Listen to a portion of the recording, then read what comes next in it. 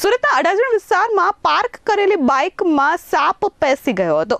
જો કે સાપ દેખાતા અફરાતફરી મચી ગઈ હતી.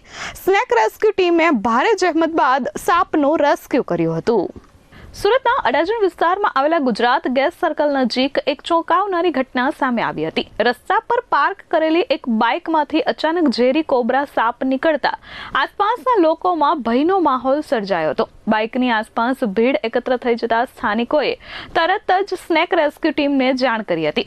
રેસ્ક્યુ ટીમ દ્વારા ઘટના સ્થળે પહોંચી સાવચેતીપૂર્વક ભારે જહેમત બાદ કોબરા સાપને બાઇકમાંથી સહી સલામત બહાર કાઢ્યો હતો. રેસ્ક્યુ દરમિયાન મોટી સંખ્યામાં લોકો ઘટના જોવા માટે ઉમટી પડ્યા હતા.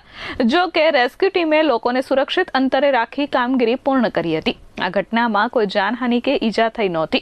રેસ્ક્યુ કરાયેલા કોબરા સાપને બાદમાં સુરક્ષિત રીતે તેના કુદરતી રહેઠાણમાં મુક્ત કરવામાં આવ્યો હતો. વરસાદી મોસમ દરમિયાન સરીસૃપો રહેણાંક વિસ્તાર અને વાહનોમાં આશરો લેતા હોવાથી વન્યજીવ નિષ્ણાંતોએ લોકોને સાવચેત રહેવાની અપીલ કરી છે.